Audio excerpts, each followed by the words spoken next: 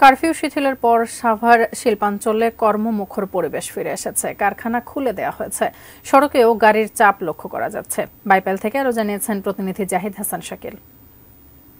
আপনি যেমনটি বলছিলেন, সাভার শিল্পাঞ্চল কিন্তু এখন সে কর্মমুখর পুরনো চেহারায় ফিরেছে। সড়ক মহাসড়কে কিন্তু গাড়ির চাপ আমরা যেমনটি বিগত দিনে দেখতে পাচ্ছেন গাড়ির চাপ, এবং কোথাও কোথাও কিন্তু যেই গুরুত্বপূর্ণ মোড়গুলো রয়েছে সেখানে কিন্তু কিছুটা ধীরগতিও রয়েছে যানবাহনের।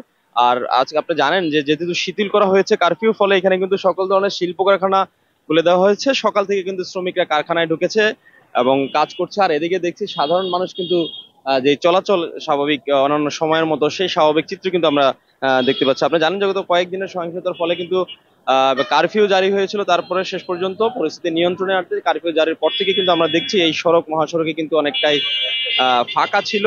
কিন্তু আজকে থেকে দেখছি যে পুরোদমে, অর্থাৎ যে পুরনো স্বাভাবিক চেহারা সেটা কিন্তু শিল্পাঞ্চল সাভারে রয়েছে। আর এদিকে দেখছি আমরা গুরুত্বপূর্ণ পয়েন্টে কিন্তু অতিরিক্ত পুলিশ টহল দিচ্ছেন, এবং যাতে করে কোনো ধরনের আবার কোনো অপ্রীতিকর ঘটনা না ঘটে। আর এদিকে আমরা দেখছি বিভিন্ন যে কাঁচা বাজার সহ বাজারগুলোতে রয়েছে, এই বাজারও দেখছি আমরা ক্রেতাদের ভিড়, পাশাপাশি যেই দোকানপাট রয়েছে সুপার শপ সহ সবকিছু কিন্তু এখন খুলে দেওয়া হয়েছে। এখন সবকিছু মিলিয়ে বলা যায় যে একদম পুরনো স্বাভাবিক চেহারায় কিন্তু ফিরেছে সাভার শিল্পাঞ্চল।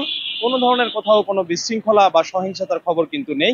আর এদিকে কিন্তু গত কয়েকদিনের সহিংসতা ঘিরে কিন্তু পুলিশ যেমন তৎপর রয়েছে, পাশাপাশি দুষ্কৃতিকারীদের কিন্তু কিন্তু বেশ কয়েকজন কিন্তু আটক করা হয়েছে এবং বেশ কয়েকটি কিন্তু মামলাও হয়েছে সাভার আশুলিয়া থানায়। এই ছিল এখানকার সর্বশেষ।